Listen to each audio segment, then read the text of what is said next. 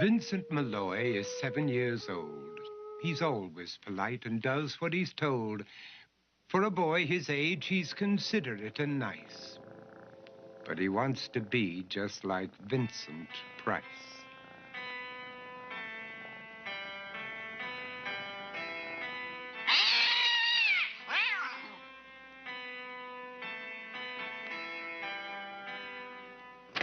He doesn't mind living with his sister, dog, and cats, though he'd rather share a home with spiders and bats.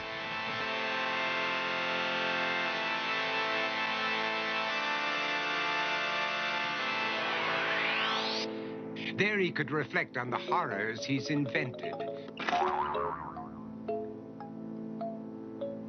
and wander dark hallways alone and tormented.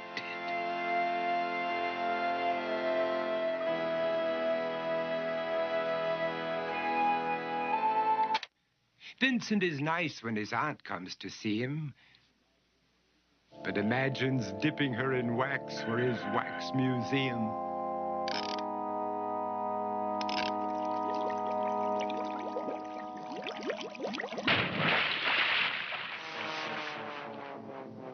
He likes to experiment on his dog, Abercrombie, in the hopes of creating a horrible zombie.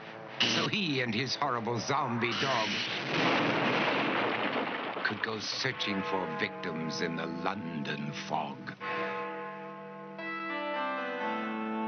His thoughts, though, aren't only of ghoulish crime. He likes to paint and read to pass some of the time. While other kids read books like Go, Jane, Go, Vincent's favorite author is Edgar Allan Poe.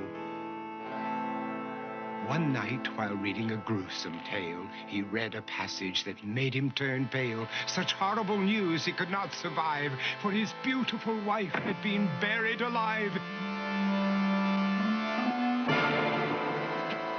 He dug out her grave to make sure she was dead, unaware that her grave was his mother's flower bed.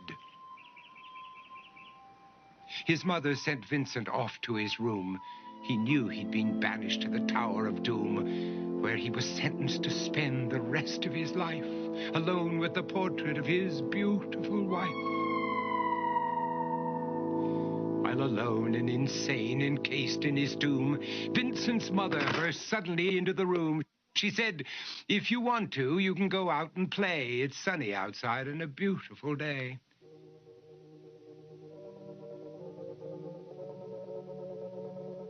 Vincent tried to talk, but he just couldn't speak. The years of isolation had made him quite weak. So he took out some paper and scrawled with a pen, "I am possessed by this house and can never leave it again." His mother said, "You're not possessed and you're not almost dead. These games that you play are all in your head. You're not Vincent Price, you're Vincent Malloy. You're not tormented or insane, you're just a young boy. You're 7 years old and you are my son. I want you to get outside and have some real fun." Her anger now spent, she walked out through the hall. And while Vincent backed slowly against the wall, the room started to sway, to shiver and creak. His horrid insanity had reached its peak. He saw Abercrombie, his zombie slave, and heard his wife call from beyond the grave. She spoke from her coffin and made ghoulish demands, while through cracking walls reached skeleton hands. Every horror in his life that had crept through his dreams swept his mad laughter to terrified screams.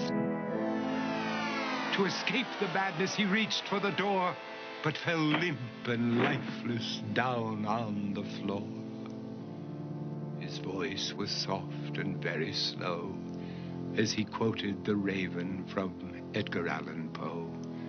"And my soul from out that shadow that lies floating on the floor shall be lifted nevermore."